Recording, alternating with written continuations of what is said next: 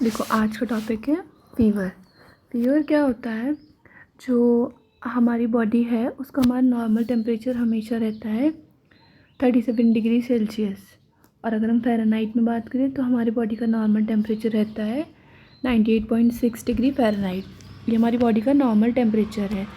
अगर हमारी बॉडी का जो नॉर्मल टेम्परेचर है उससे हमारी बॉडी का टेम्परेचर जब राइज़ हो जाता है, मतलब बढ़ जाएगा 98 से 99 100 हो जाएगा, जब मोर देन 100 हो जाता है तो हम बोलते हैं कि हमें फ़ीवर हो रखा है।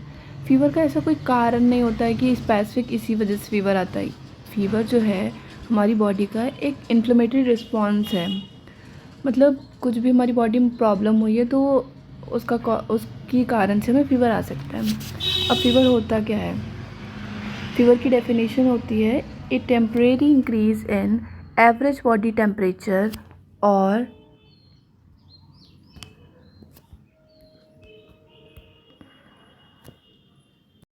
Average body temperature of 98.6 degree Fahrenheit, मतलब 37 डिग्री सेल्सियस से अगर टेम्परेरी बॉडी का टेम्परेचर इंक्रीज़ हो गया है तो हम उसे फ़ीवर बोलते हैं। फ़ीवर जो होता है बहुत तरह से क्लासीफाई कर सकते हैं कि कितने टाइम से फ़ीवर आ रहा है, फ़ीवर किस तरह से फ्लक्चुएट हो रहा है, या फ़ीवर कितना ऊपर जा रहा है। बहुत सारी जगह फ़ीवर क्लासिफिकेशन में भी दे रखा है किस कॉज से फ़ीवर हो रखा है।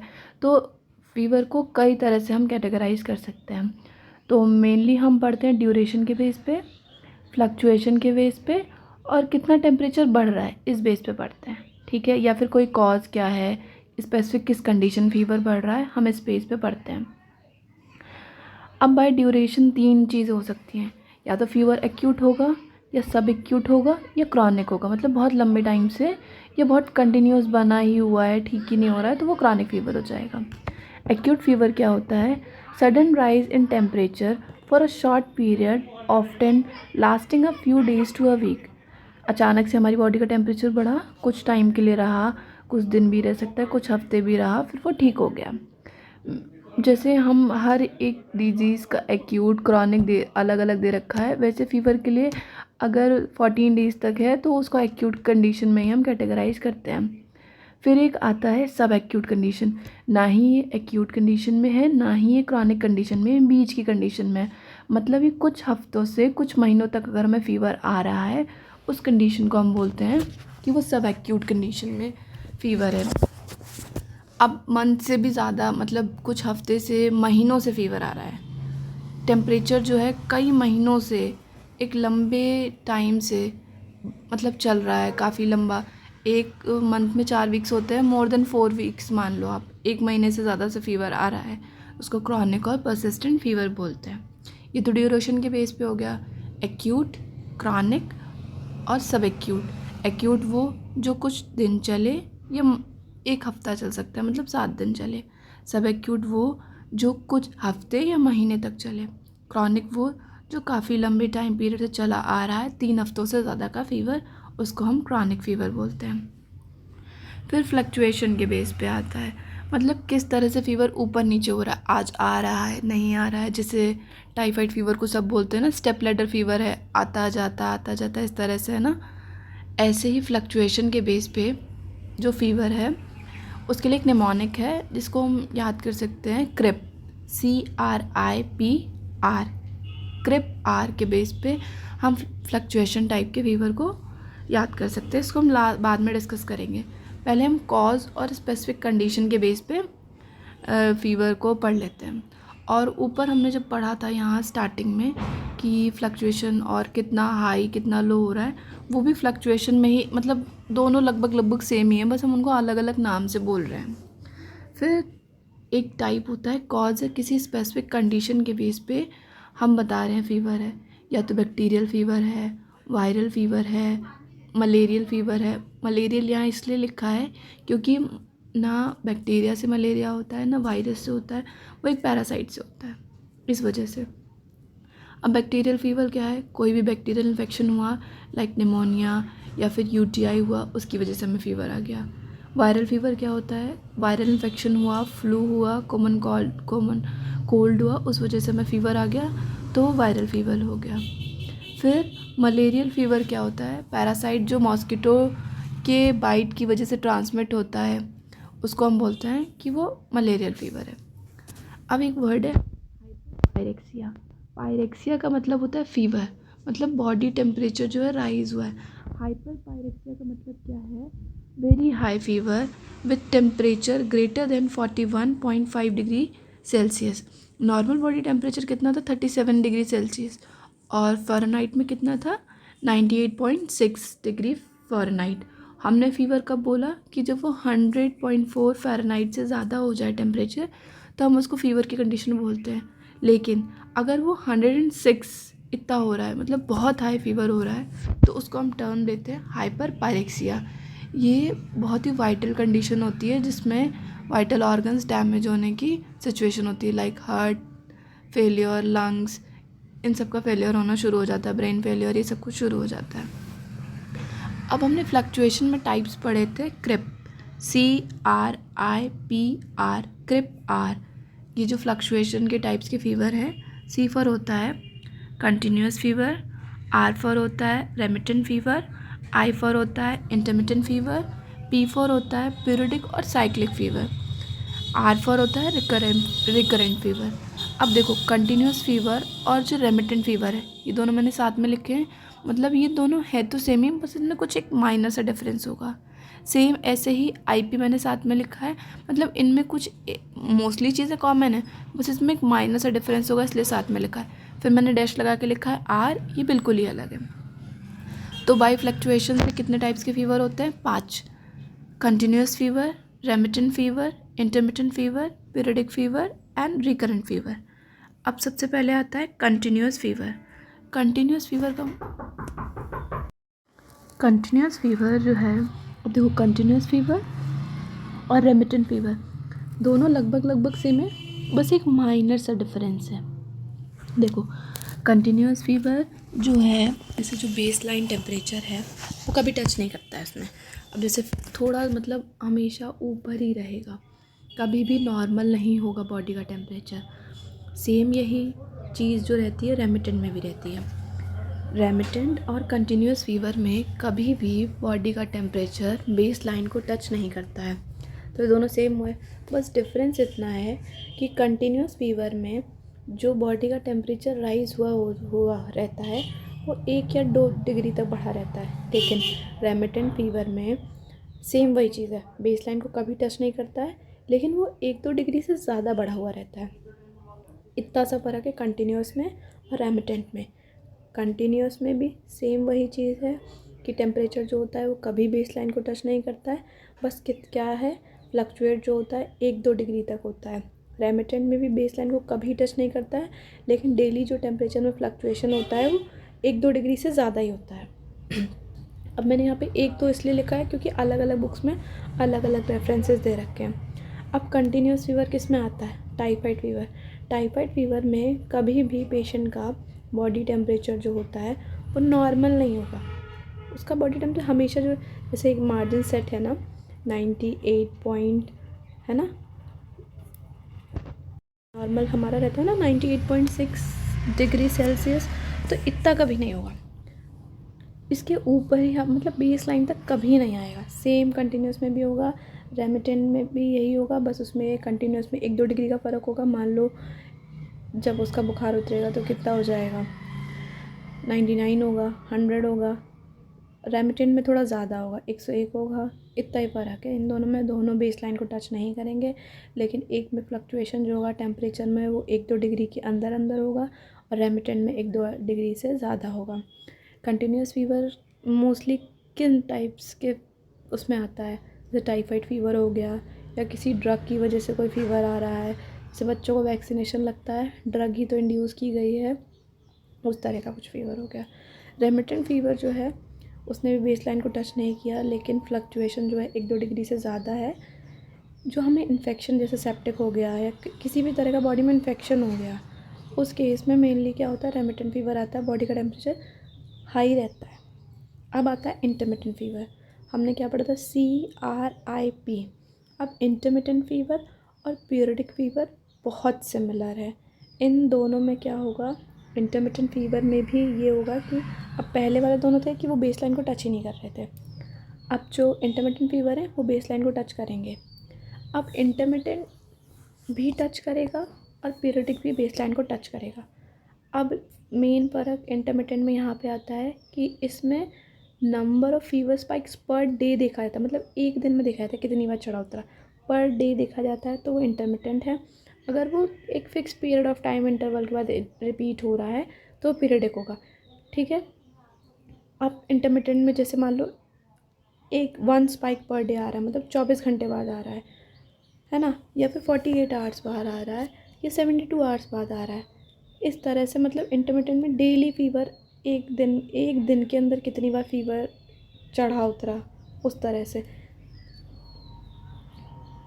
अब जैसे एक बार हुआ 24 घंटे के अंदर अंदर, तो इसको बोलते हैं प्लाज्मोडियम। किस तरह के फीवर में ऐसा कुछ होता है कि 1 स्पाइक पर डे फीवर आ रहा है, तो प्लाज्मोडियम कॉनुलेसी में 48 आवर्स में किस टाइप के फीवर्स में आता है, जैसे फैल्सीफेरम। मलेरिया के 4 टाइप्स हमने पढ़े हैं ना, फैल्सीफेरम, वाइवैक्स, ओवेल, मैलेरी। तो उनमें से फैल्सीफेरम, वाइवैक्स और ओवेल में किस तरह का फीवर आता है, टेरिटियन फीवर, जो 48 आवर्स पर रिपीट होता है। ऐसे ही जो वो है 72 आवर्स पर रिपीट हो रहा है, वो किस में रिपीट होता है, मतलब 4 दिन बाद आज फीवर आया फिर 14 दिन फीवर आएगा, किस में, प्लाज्मोडियम मैलेरी में। अब हमने पढ़ा था इंटरमिटेंट और पीरियडिक सिमिलर है। अब इंटरमिटेंट में क्या था, बेस लाइन को टच कर रहा है, लेकिन हम उसमें एवरी डे चेक कर रहे थे, मतलब एक दिन में हम एवरी डे का उसमें चेक कर रहे हैं। लेकिन पीरियडिक में क्या है, बेस लाइन को टच कर रहा है और इसमें पीरियोडिसिटी शो होगी, मतलब एक साइकिल के, इसका अदर नेम साइकिल है ना, एक साइकिल के फॉर्म में, जैसे आज आया फिर कब आ रहा है, फिर मतलब हम इसमें बेस लाइन को भी टच कर रहा है, किस क्या पैटर्न दिखा रहा है, इसमें फिक्स पैटर्न एक शो करेगा, तो वो पीरियडिक हो जाएगा। और इंटरमिटेंट में फिक्स कोई पैटर्न नहीं शो करेगा। जैसे मान लो थर्ड डे, अभी हमने पढ़ा था थर्ड डे ना वाइवैक्स में था, उसके बाद फोर्थ डे हमने पढ़ा था प्लाज्मोडियम मैलेरी में है। अब 3 से 10 दिन के अंदर अगर आ रहा है फीवर, रिपीट हो रहा है, तो हॉटकिन्स डिजीज़ जो होते हैं उनमें रिपीट होता है। अब अब जो डिफरेंस है इंटरमिटेंट और पीरियडिक है, उसके बीच का डिफरेंस रीड कर रही हूँ।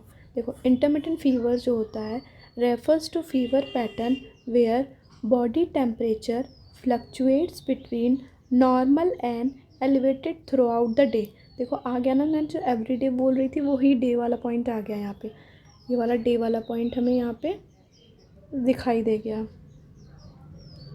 डे। वाइल पीरियडिक फीवर में क्या है, periodic fever syndromes are characterised by recurrent fever episodes with symptom free intervals often link to genetic mutation. आप जेनेटिक म्यूटेशन वाली बात छोड़ के फ्री इंटरवल्स तक देखिए। While periodic fever syndromes are characterised by recurrent fever episodes with symptom free intervals. जैसे मान लो, अभी मैं नीचे एग्जांपल दूंगी तो समझ आ जाएगा। अब देखो इंटरमिटेंट फीवर क्या है, a fever pattern where the body temperature rises and falls returning to normal each day.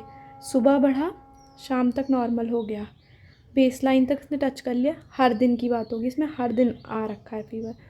लेकिन पीरियडिक में क्या होगा, मतलब ये जैसे हम उसमें मलेरिया की बात कर रहे हैं तो वो फिक्स बात कर रहे हैं, लेकिन पीरियडिक फीवर क्या होगा, उसके साथ हमें अदर बहुत सिम्टम्स भी होंगे, मतलब इसीलिए इसको यहाँ सिंड्रोम बोल रहे हैं।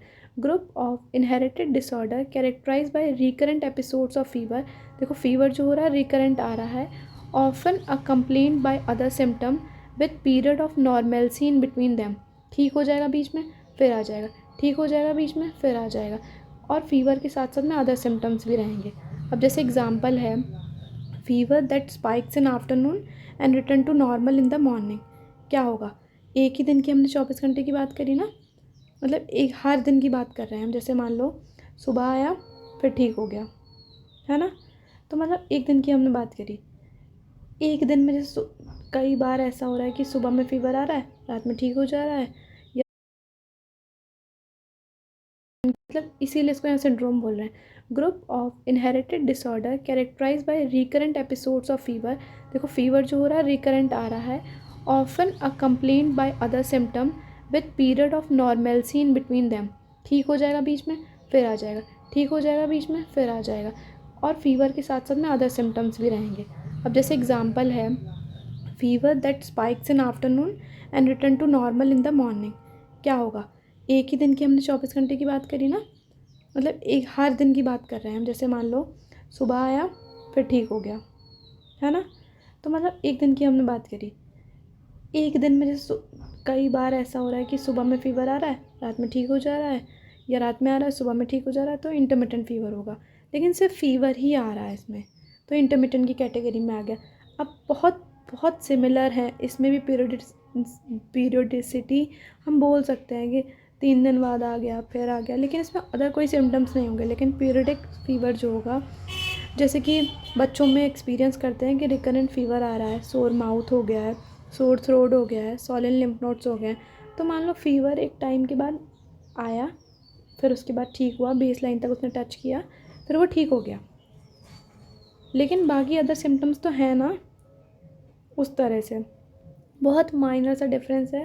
दोनों लगभग लगभग सेम ही है, पीरियडिक और इंटरमिटेंट फ़ीवर सेम ही है, बहुत माइनर बेसिक डिफरेंस है।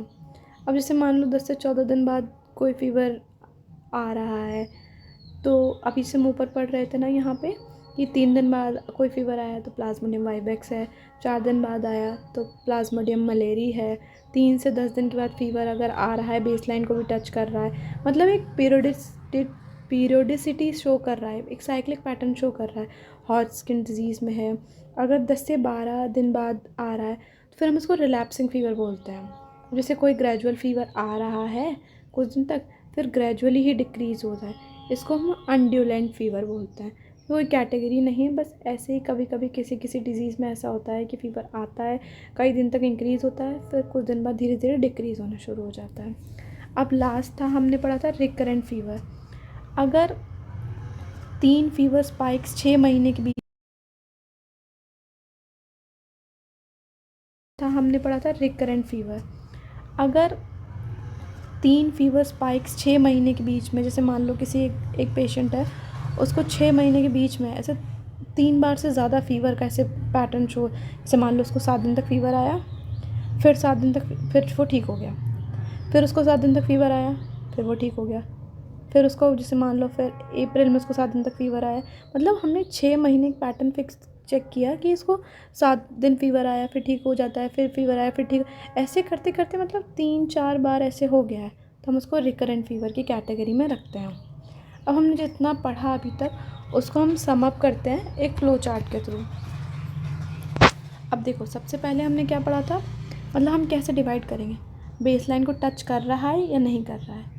हमने टोटल 5 तरह के फ़ीवर्स पढ़े हैं, CRIPR, continuous, remittent, intermittent, periodic and recurrent fever. अब पहला है बेस लाइन को टच कर रहा है या नहीं कर रहा है।